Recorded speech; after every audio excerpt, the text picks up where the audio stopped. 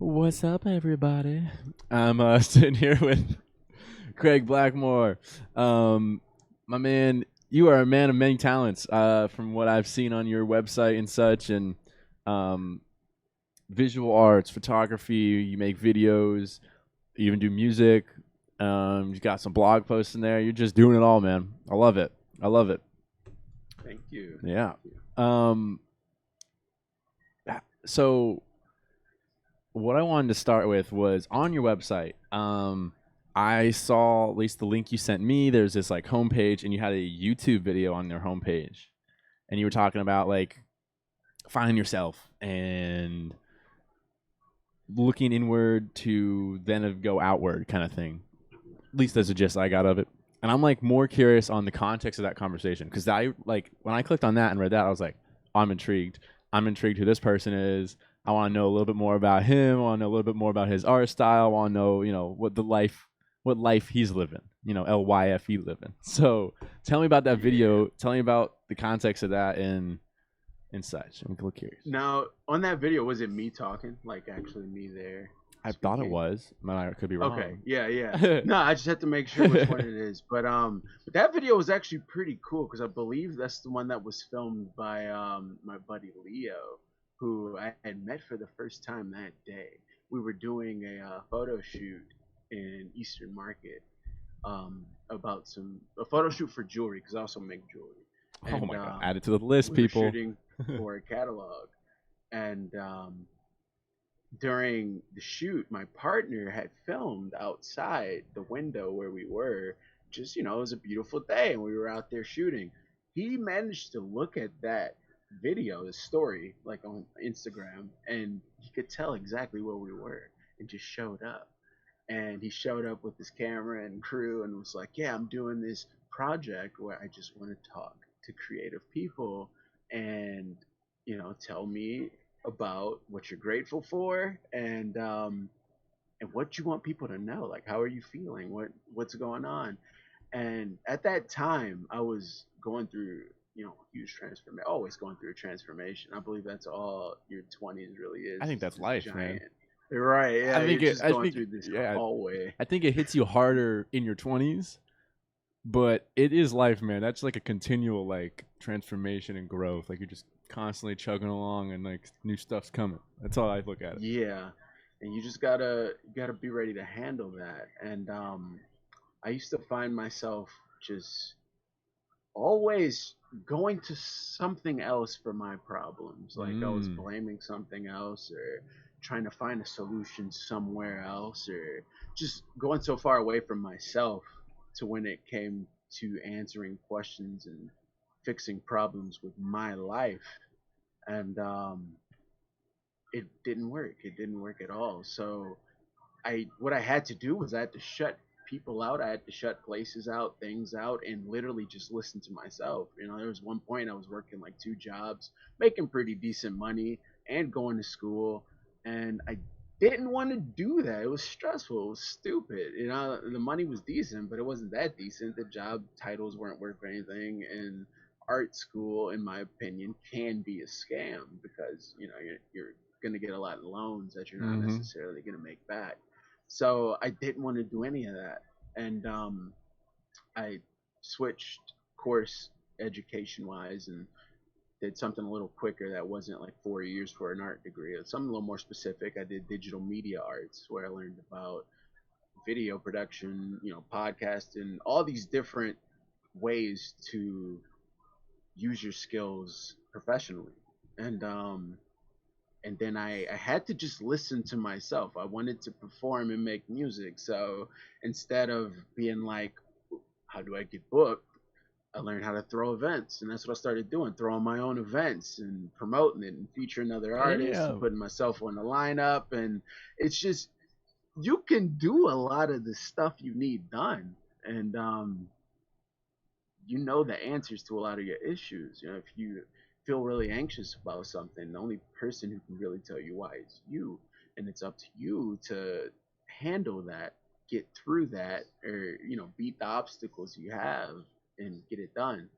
So I always tell people that you control your own reality, and you need to remember that first and foremost is that your reality is yours. If you allow something else to control your reality or have influence over that, they're modifying something that's only yours. Is your perception, and that's probably where I was headed within that video was telling people that you need to really grasp the fact that you are the controller of this thing. Right, right. You're the center of your own universe in a sense. Without getting your ego, Right. without letting your ego get too big, you really do and really are the one that's in control, and your thoughts become your emotions, your actions, and vice versa. It's an interesting, you know, I firmly believe that, especially as of recently. I think look at my life, and I'm like, yeah, a lot of my mindsets like really affect how I view X, Y and Z and whatnot, and um, it's it's so important. It's something like me on here on the podcast and stuff like that I really want to preach and get that point across to people is that like it is within you. Like you want something, you can go do it. You got anxiety, like you're saying, you've got depression, like that all is there. It's all very real. I'm not going to negate that, but at the same time, there are things you can do. I'm not, I never want to negate or put down someone that has that, um and there are some that do have it and they have it where they can't fight it and it's a lot harder for them to fight it, just something chemically and whatnot, chemical imbalance and Yeah. everything. But at the end of the day, there are others that might not have that chemical imbalance but are just stuck in this rut, can't figure it out and just don't know how to get out. And it's like, hey, it's in you, take that time, get to yourself, meditate, get one with you, figure it out, because it's you will figure it out eventually, one way or another. Yeah. Gotta keep going. You Gotta keep do going. you do very much got to keep going. It's one of those things of life. It's like it just keeps going. Life will just the world keeps spinning, no matter how hard or how dark the storm is in your own bubble. The rest of the world might be shining rainbows. It's gonna keep going, and that's Yeah. a very harsh reality, and it's hard to say, and it's hard to wrap your head around that because you're in that bubble. You're like, this is horrible, and you just don't know how to get out. But when you get out, you get on those highs, and you've grown, you've learned something. That's just as important as when you're at those lows, taking that Yeah. time to learn yourself and progress makes things better, everything like that. Yeah, that's for sure. But no, I That's just for wanted to sure. start with that because I want to get a little bit of your perspective. And is it more so like spirituality with it, or is it just like you've come to terms with like this is it, this is the way to live type of thing? Is it? I can say that spirituality helped get to it. Mhm. I grew up pretty religious. I grew up Christian, and not just like Baptist Christian. I went to a Southern Baptist church on Sundays. I was Wow. in a private Catholic school Monday through Friday, No and way.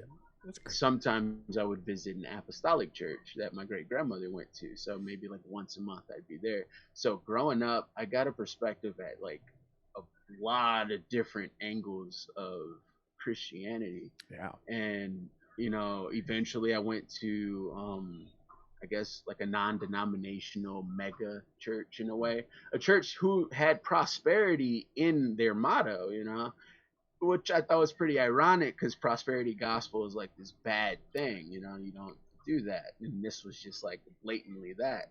But to see like the pastor get in front of all these people and spend hours talking about why you need to give them money so God can give you things.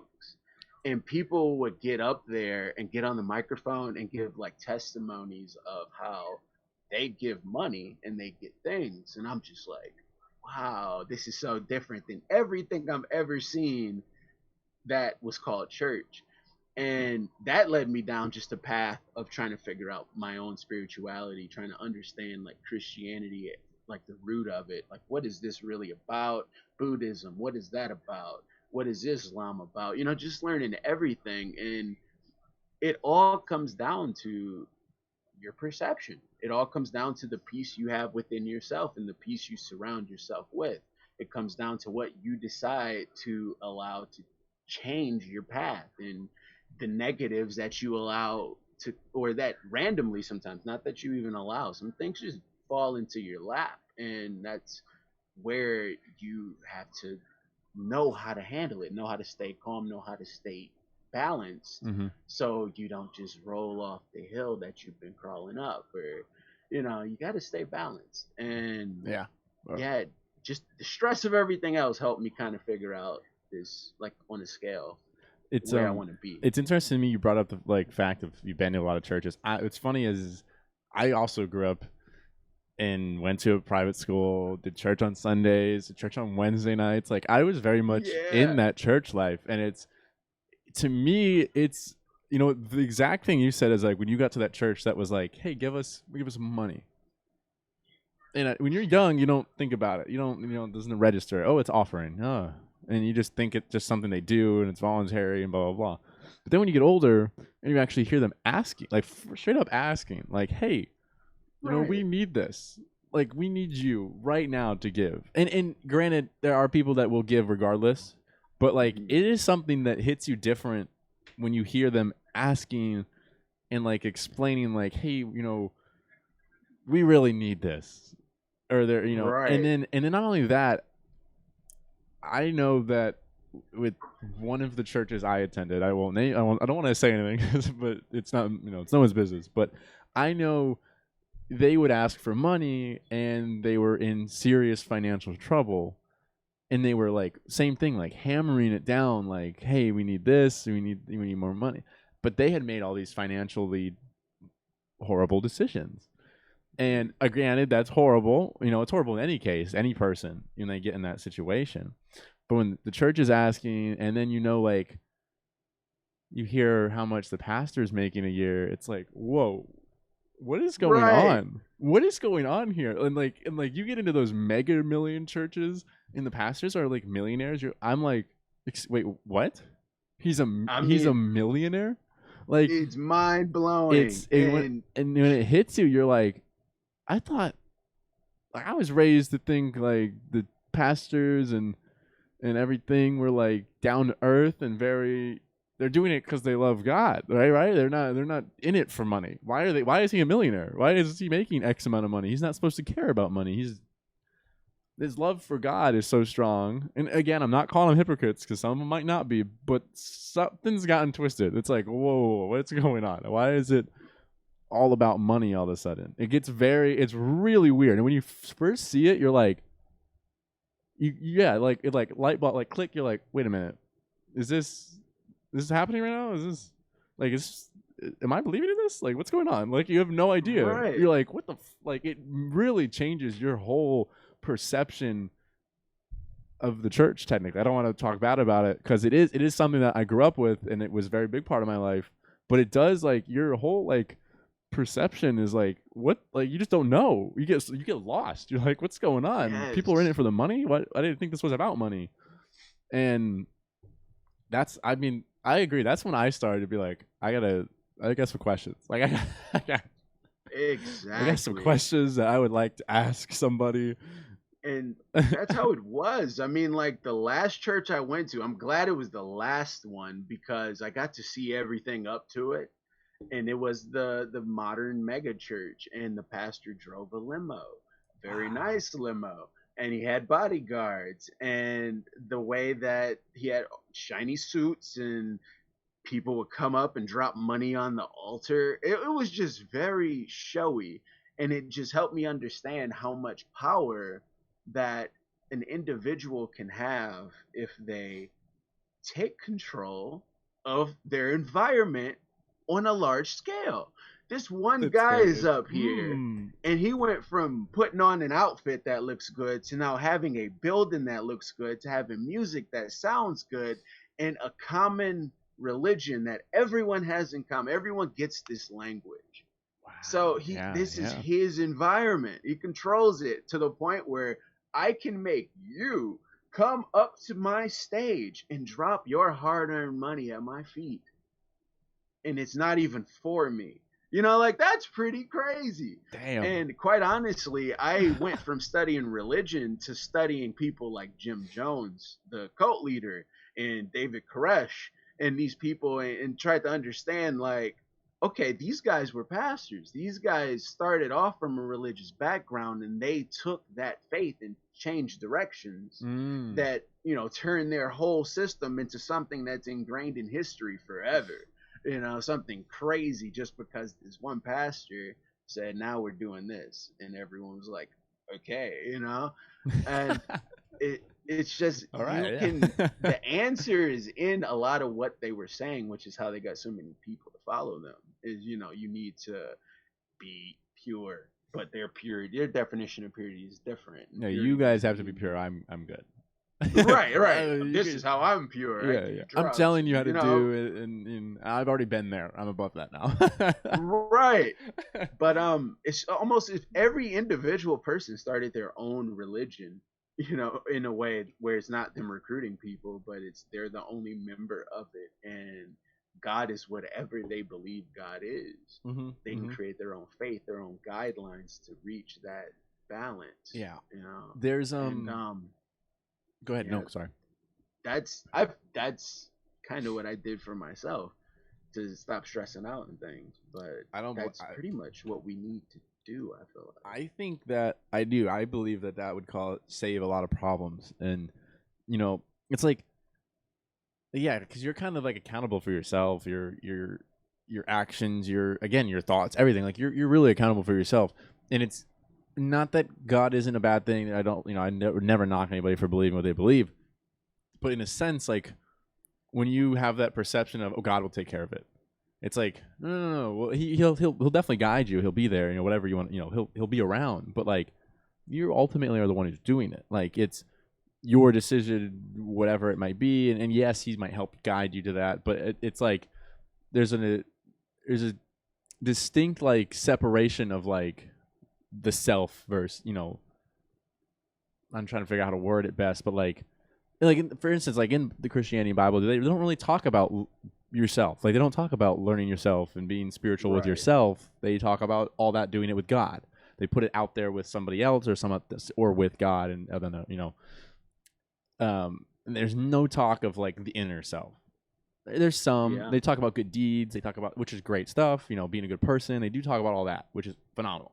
But they don't really talk about like learning you and being, figuring yourself out and all that stuff. It's interesting that they don't talk about that stuff. It really is to me. It is interesting. And it's like a lot of the Bible is really amazing because it can be taught in a way to create a captive market or to create an empowered market. To have people who either will never run away, they'll never cross the line, or people who are taught to cross that line in faith or in power. Like it can literally be taught each way. And it's almost like a lot of the Bible, it tells you directly what not to do, but then it gives you theoretical situations of what you should be doing or how you should be feeling. And just in a lot of cases, some of the advice that like God or angels or whoever gives direct people in the Bible, a lot of people take that advice personally. But a lot of things like the Beatitudes, the Ten Commandments, a commandment is like, don't do this, don't do that. But then the Beatitudes are more like theories of if you're meek, then you inherit the earth. And it's so the uplifting aspect is kind of oh, what if I was like this versus like, don't cross the line. Right. And I could see how one church teach their members to like leave and go be good and be amazing and break boundaries, and how another church says like leave but make sure you keep your hand over here and don't go too far, and lock your doors and stuff like that. Could that. be a little bit of empowering or fear-based. It's like, which one, would you go either way? You're either terrified you're going to hell, or you're doing your best to be like the best person, so you don't, like it's interesting. I never thought of it that way. That's really that's cool. That's really it's really interesting to look at it that way.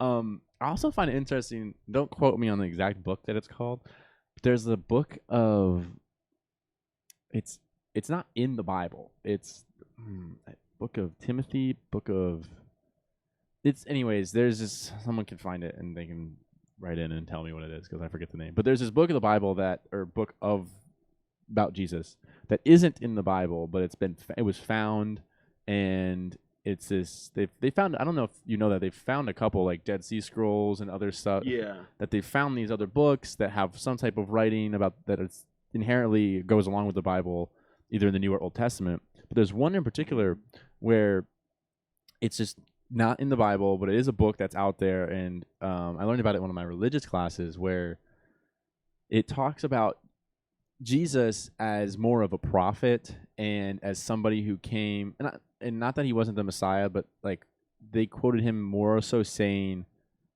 spiritual stuff. Like the book talked about him saying like the answers are within you, like almost like a Buddhist type monk. Like he came over and was talking a lot about how like these answers are within you. There's the self is the most important thing. Now, granted, he still had those teachings about being a good person and everything and leading with it by example, but at the end of the day, it was like God is within you type of thing. And it's an interesting book. I'm so pissed I cannot remember the name right now, but it's an interesting book, and it's just not it's not in the Bible. It's on its own, and but it's out there. Like it is there. Like it's not I'm not making this up. I learned about it in my class. Like we had to write a report on it and everything. Like it's crazy, but it's just interesting how that particular book just isn't ever mentioned. It's not there. The Bible, the Catholic Bible looks different than the standard like King James Bible. There's more books. There's different books in these different kinds of Bibles, and got like the Book of Mormons. Mormons are Christian, but the Book of Mormon's a whole different situation, and there's a lot to it. I've read things about. Okay, so like one of the things that always kind of kept a question mark over my head with like Jesus was. Oh wait, did I leave you here? Oh, okay, cool. I thought I'm still here. Sorry, I'm actually trying to figure out this book of the Bible.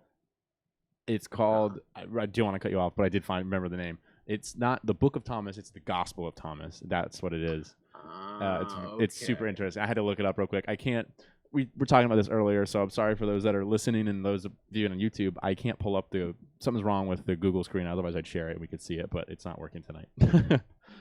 Yeah, I'm gonna check that book out. Yeah, write that down. Gospel of Thomas. It's very interesting. We had to read it. I don't remember exactly what it is. I don't remember everything in it, but it's not part of the Bible, but it was found in Egypt and dug up, and it's got these teachings and stuff. But it's not part of the Bible. I don't know.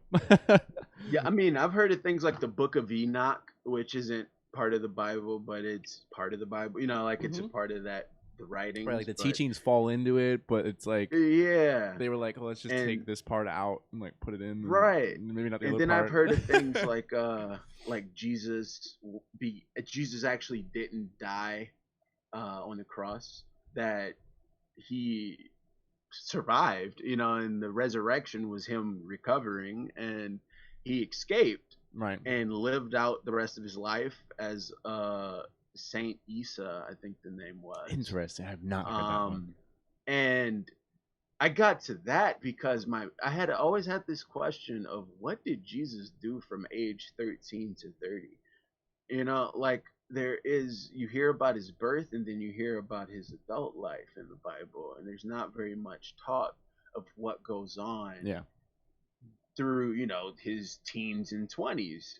And that led me down a path where I read things about him actually going to learn to be a monk, like going to Asia to train as a monk and study under monks, and came back with the same ideology, which was sacrilegious to the Jews. See, now that would fall perfectly into place with the Gospel of Thomas. Like it's exactly like. So that's what I heard about that, and and I'm like, that kind of makes sense because a lot of what Jesus talked about, like I said, the Bible, Old Testament, God's like, don't do this, don't do that. And Jesus was very, what's the word? Philosophical. Exactly. Yes. Yeah. And he's like, be peaceful and be this and be that, and you see Jesus portraits posed the same way as you see Asian gods and in different religions. So I am more inclined to kind of believe that story, that he trained to be a monk, came back with those ideologies that was against the government. They went after him. He survived and fled.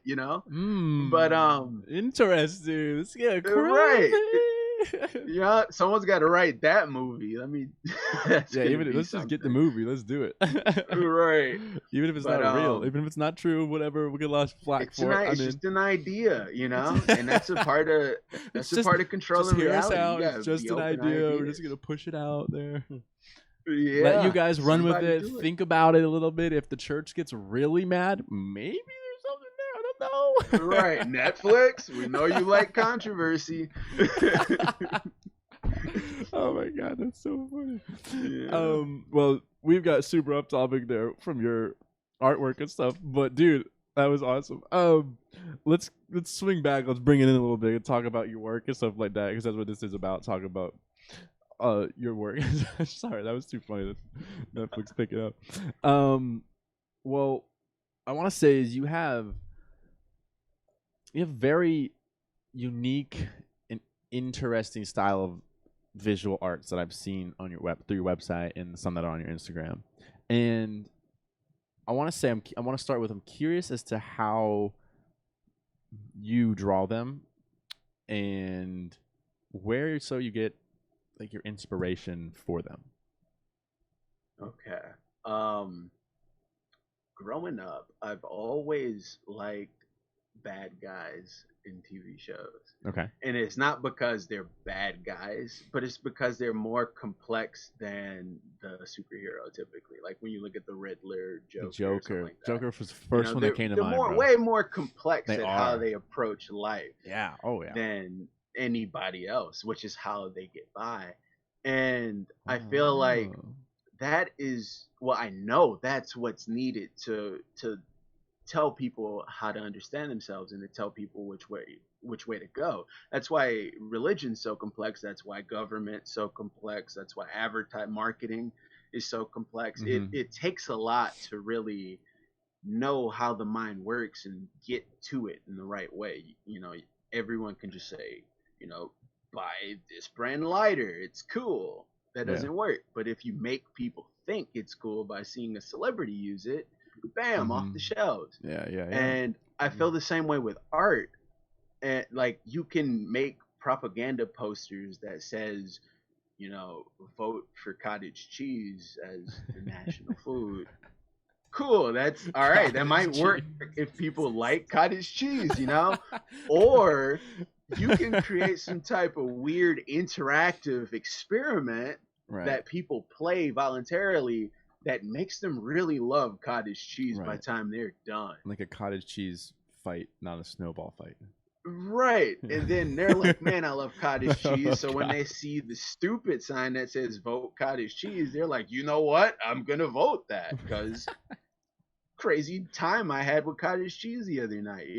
So with art, that's how I want to talk to people. I used to post statuses talking about, stop being stupid, and nobody would really pay attention to that. All right. But when I make a animation of a 3D thing coming out of the ground saying use your brain, share, share, share, people love that. They're like, oh my Right. goodness, this guy's telling me to stop being stupid. But it's not me telling them, and it's not my face, it's not me directly. It's this cool thing that they like telling them. Yeah. And that is that's why I love creating, really, is because it's easier for me to translate ideas to people when I can do it like that versus just trying to tell people. You know, I can yell things all the time. All you got to do is cover your ears and it's gone. But if I sing it and create an animation of it and produce it in other people's music and put it in my logo, so whenever you see me advertised, there it is. Right. Then guess what? One day you're gonna love me, or one day you're gonna love the idea.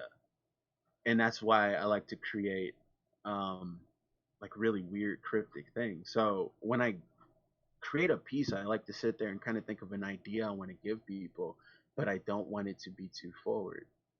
And Gotcha. You like that hidden message appeal of the art, right, in a it's hidden, sense. but not really. It, it's Like it's that's not hidden's correct. Hidden's not the word. It's subtle. It's very. yeah, It's like a exactly. slight nudge in the direction you're trying to push them. You're giving Right. them like the Legos, and then they get to build what they want to build with it. Exactly. It's like subliminal, and but not so much sub. It's really right there. Cause see, okay, I made a song when I was like maybe 18 called Subliminal Survival, and it was me rapping about just like how a lot of people love this kind of music because it played everywhere they were, and it's Yeah. just, just really loose wordplay song about subliminals. But the chorus was a beat with me yelling over a megaphone to buy Blackmore CD. It's kind of like subliminal, but in your face. And ever since then, I've been obsessed with the concept of, like how Disney Star Wars is selling you toys, or like just things that are usually hidden. I'd like it to be obvious, like, oh, the world's burning down by this tree on fire, something like that. That's so much more fun to me. Why care when you can just own a piece of the turmoil, and Okay. that's how people seem to treat things. So that's how I want to create things for them. If I want people to think about something, I'll kind of be like, think about this, but like this. Like one piece I made recently was pretty simple. It's just like a female character on her computer in a room surrounded by gold bricks and stuff. Yeah. But the image is called My Wallet, and I'm just trying to spread awareness of crypto and how crypto investing can make you some money. So the whole idea is she's a crypto trader physically inside of her wallet. Simple stuff like that. And that's how I like to think when I'm creating things. Sometimes I just throw something out there that's just like, blah, this is how I feel right now. But for the most part, I'm trying to say something, maybe not seriously. So with that crypto painting, which I saw it, she's in a room, she's on her computer, the walls around it, kind of zooms in, kind of zooms back out. Yeah. It's a really interesting piece. So you call that in, what was it called again? I'm sorry, in virtual What wallet. the? What was it called? Yeah, the crypto piece? wallets. Crypto wallet. That piece was called "Welcome to My Wallet." Welcome to my wallet. And so yeah, you're using that piece to put out there about crypto investment. yeah, because Okay. that's how it feels, to be quite honest. When you're doing crypto and you're trading and you're looking for new things to get into, and Yeah. you're literally just sitting there like this all day, clicking and looking at stuff and reading and watching things and learning about things. But as you're doing this, you're just scooping some cash in here, putting some there, scooping some. If you do investments right, Yeah, then you yeah. might have No, stumbled on a I've got honeypot. a little Bitcoin, a little Ethereum going. Yeah, You know, I dabble, yeah. a little bit. Yeah, no, a little bit. What we're talking about, not crazy, but yeah. It turns into that. It's like, you're just clicking on a site, and then one day you get a notification that, hey, that site you signed up for just looking around a month ago, it's doing great. Here's some free money. That's wild. And That's wild. that's crypto, man. At least that's crypto this year. I'm like, what? This is stupid. But that's why I created this image, is because I talk to a lot of artists, and all these artists are just like, man, I need work. It's 2020. I need some work. Nobody's doing anything. And crypto and stocks is a different story, but crypto's out here creating just new avenues to earn creatively, or just by learning. Like So Coinbase gives you cash for reading tutorials, and it that's what does. that piece is for. You're just sitting there like this, and Coinbase just gives you stacking up some money stuff. for just reading tutorials. Yeah, like when a new coin, What? they start giving you a new coin, like every few months or Hold so, up. they start listing a new coin. And when you go on there, there's something called like a learning tab or I'm something. You going click right. on I'm that. looking right now. Hold on. Yeah, check it out. Cause Home. that's how I learned about like Tezos and EOS. I learned about all that from these little Coinbase tutorials that give you like 3 or 4 coins just for learning about staking or whatever. And before you know it, this coin takes off and you made a few bucks here and there. Interesting. I did not know that part about Coinbase. Right? People are Huh. like, what's so good about crypto? I'm like, literally that. It's they just give you coins for activity and it just so happens it's worth something, you know? I did not know that. Yeah, that's wild. I mean, all right, cool. So this would bring me into we were talking about this before we got on. You mentioned this crypto art. Is that involving what we were just talking about?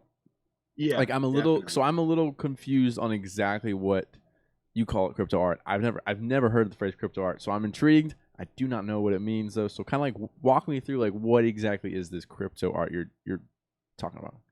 Okay, so crypto art is art that is sold for cryptocurrency, basically.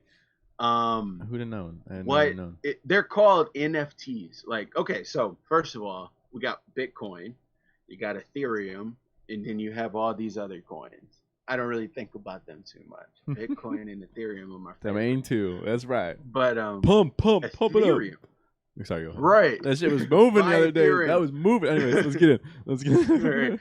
in. But Ethereum is so much more than just a currency. Okay. It's a network with smart contracts and all that stuff. And Okay. DApps, decentralized apps, which are like websites that you go on that require you to link your wallet to use. And that's how you sign in. You sign in with your Ethereum wallet. Okay. And that's how you could visit a site 6 months ago and wake up to some cash the next day because they have you on the blockchain as a person who visited and connected your wallet. And Ethereum's full of that. Like there's VR worlds in Ethereum that you can go into, like Crypto Voxel or Decentraland, and visit galleries and attractions and things that are owned by people who paid money or paid Ethereum for that block of land. And they can resell it just like real estate, and something that could have started off as a couple $100 can become $10,000 really quick if they bring value to it, just like in real estate. And once I learned about that and that the whole okay, so the main thing that they want in these lands are art is art. You know, you need art, and that's a really big investment tool in crypto. And what you do is you create something called NFTs. NFTs are non-fungible tokens that can't be traded as cash, but they can be traded for cash. And once you create a token, it's yours. It's always going to link back to you, just like if you created your own cryptocurrency. And you take a piece of art and you can mint it on the Ethereum network as a token with that image. That image is the token. Okay. And that is the NFT. That's crypto art now at this point. Somebody sees the artwork and they're like, I like it. They'll pay your price or bid on it, auction it. Once they do that, everyone else sees it. Everyone else who's on the platform, because it's on an open blockchain, you can see every transaction. They see that someone just bought art from someone for a few $100. Let's check it out. Because the thing is, you buy that art, once it's all gone, you can now resell it at at a higher price, and everyone gets a percentage because it's on the blockchain. Everyone, the creator gets a percentage, you get a percentage, and in some cases, you can even do affiliate links where you can get a percentage for promoting other people's art. Wow. It's nuts. It's like I a am mall. blown away right now Right. by the fact that you can do that with crypto art. I did not know that was a thing. Holy crap. It's the perfect way to monetize digital art, animations. You make an animation, you think no one's really going to ever have this hanging on their wall, at least in the next few years. Right. But in crypto art, there's VR worlds that you can go chill in with people where they can have their animations on loop in the walls and on the wall and things like that. It's really cool. I did not know that was a thing. I'm blown away. My mind is trying to wrap itself around the concept of crypto art. And then the fact that you just blew my mind with saying there's this Ethereum world where people are buying essentially real estate, to dumb it down, but it's internet real estate. It's Ethereum real estate. And Right. in an Ethereum world, and you're buying real estate that's basically, the way I look at it, it's infinite because it's internet. As long as the internet's there, you can just keep going. So there's just unlimited amounts of land, but you have to bring value to it, and then you make money from it, the value you bring. And I'm like, okay, how can I make my podcast go on Ethereum? I have no idea. But Exactly. now I'm right? wondering. Now I'm wondering how. And so I have no Yes. idea. I'm lost. I don't know nothing about that world. You've blown my mind with that. I don't know if there's any other way, any more explain to do with it.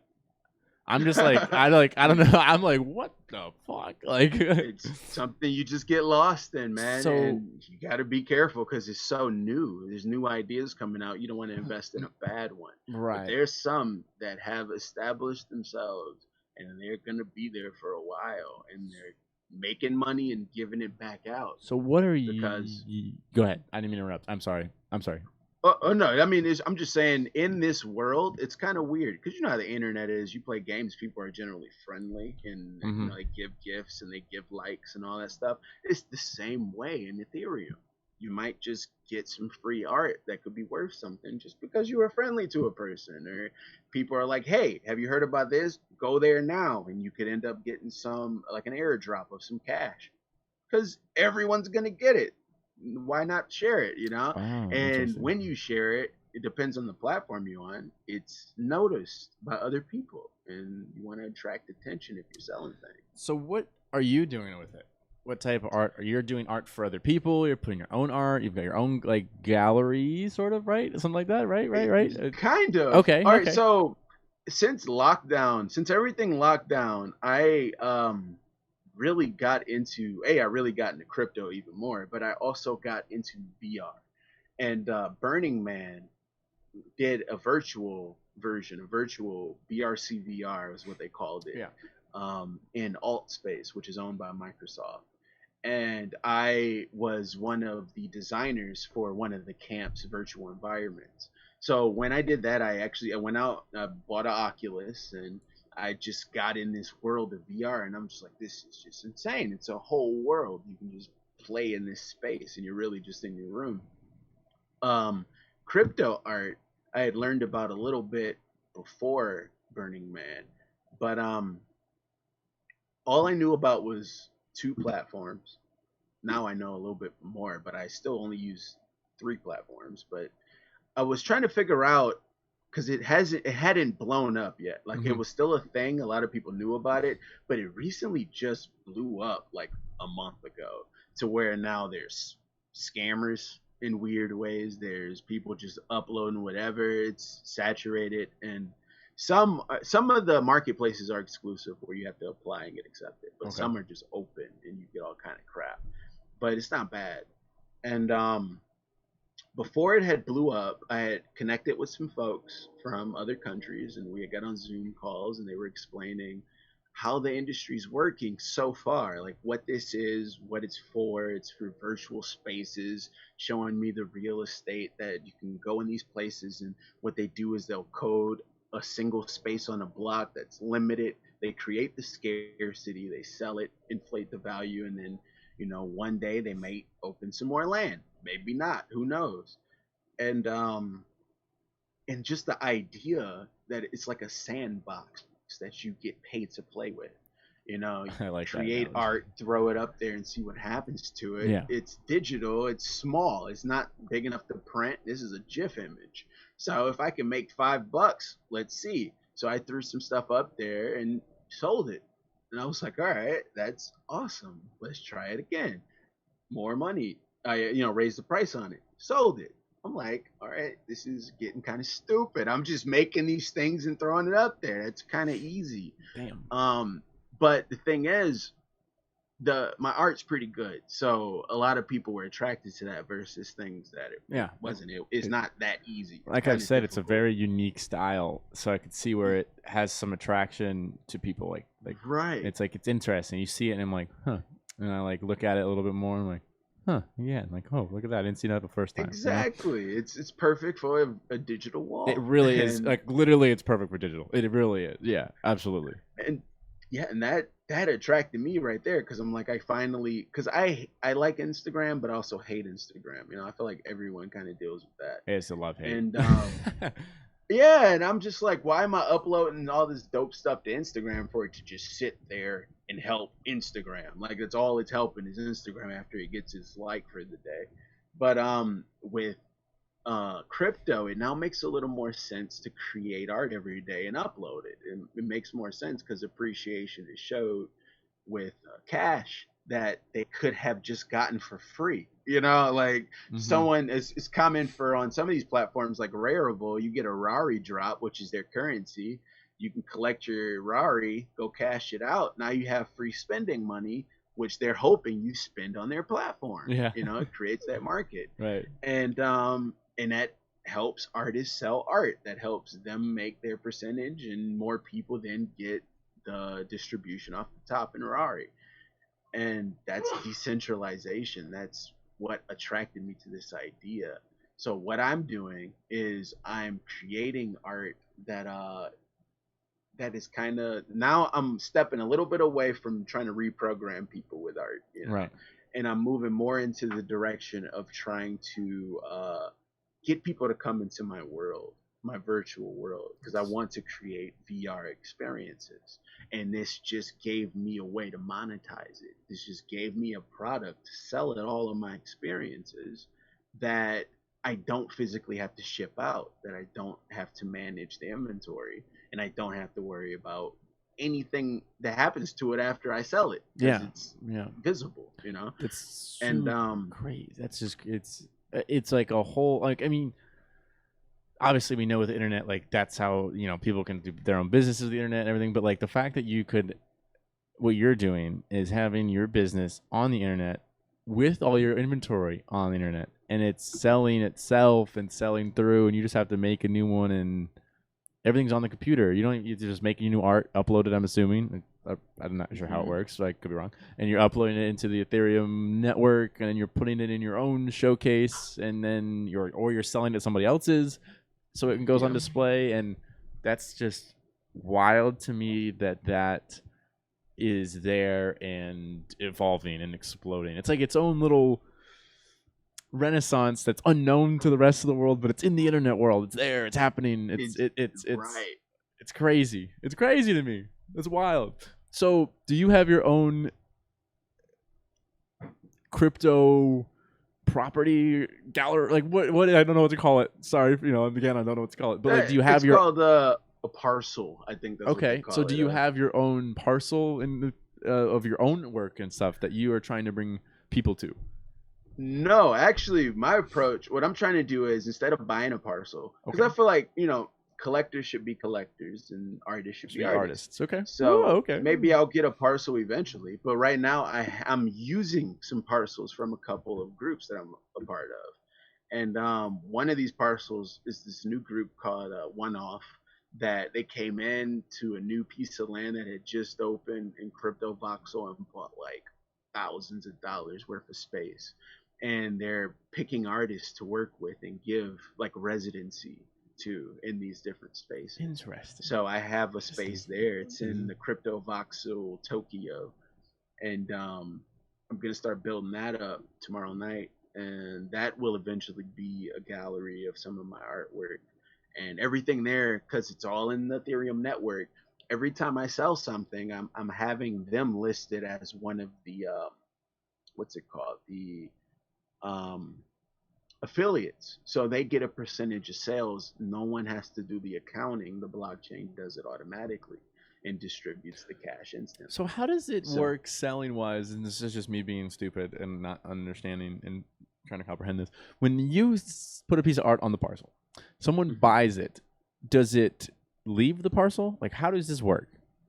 No, it stays. It's just everything. Just someone It else, goes back. internetly owns it, and anyone can view it, but no one owns that piece of intellectual property. The ownership is what you're paying for. The Mm. ownership is the value. The Okay. fact that, like, imagine if you see all the time on the internet these random 3D loops and animations. Yeah. Imagine if you see one going viral, you know, a million hits, Right. and you are the owner of that piece in Ethereum now. Like you bought it when it wasn't anything, but Right. it's viral now, and you're like, oh shit, I have it on a market where I can sell this popularity. I'm gonna jump the price up and sell it right now because everyone's seeing it. You just made a piece. It's Okay. like a stock. Yeah. That artist just did well, and you own a piece of that artist in a digital marketplace. So your stock is up, sell, and it's the opportunity for a art collector with $50 to their name to get a piece of potential, like a new Picasso, Interesting. That because is digital just art is where it's absolutely starting. crazy to me. The museums are who's behind. They don't know how to Right. hang and sell this stuff yet.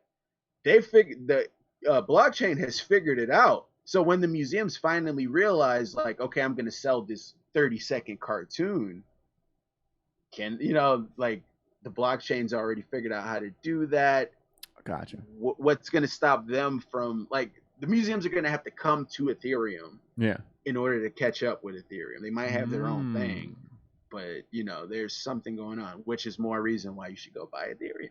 But I'm buying more tomorrow. Let's go. right?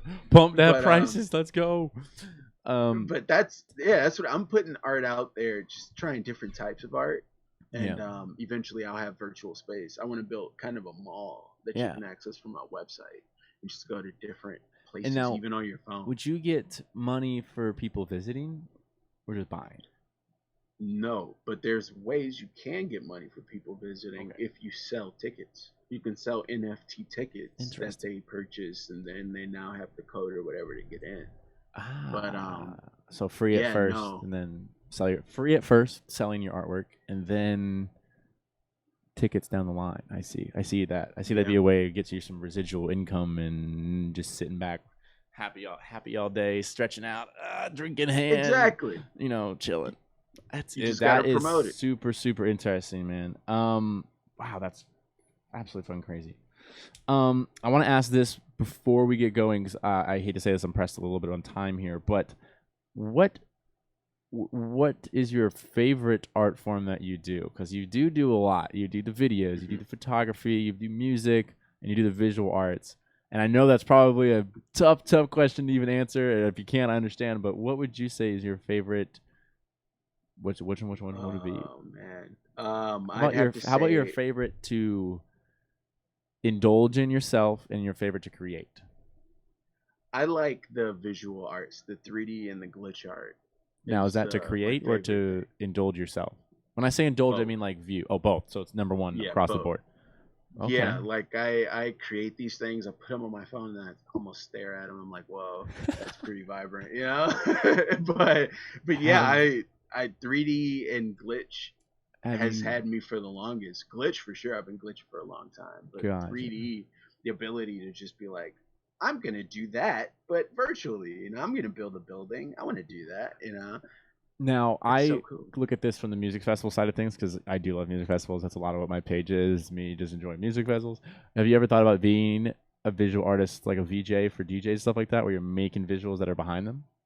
Oh yeah, definitely. I'm actually trying to get into that now. Like I bought a projector and I've upped my equipment. So now, I mean, this year sucked, but it kind of gave a lot of people to catch up to some things. There's always a bright side. Yeah. Right. Fuck and I'm ready for when it opens back up. I'm like, let's go. I'm going to do some VJ and stuff. I'm working on new music. So I've always liked festivals too. And I've always liked, one reason I like photography is being able to cover it behind the scenes.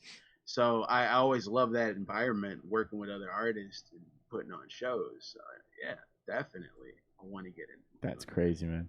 Hey, well, I do hate to say that I am pressed for time. Unfortunately, I have another podcast right after this, and they're getting stacked, so I got to get going here. Unfortunately, bro, this was crazy. I have so much more I actually want to talk about, and we didn't get to talk about. So hopefully, we can reschedule another one if you're okay with that, because I have so many questions right now. I have so much more I want to ask and talk about, and not only that, there's other things within your art and stuff we just didn't get to talk about that I did want to talk about, and I'm sorry about that, but I was enjoying the conversation we were having about everything else. It's been great. It was great. Dude, plug in your Instagram and Twitter real quick. Give the people, so they can come check you out at least.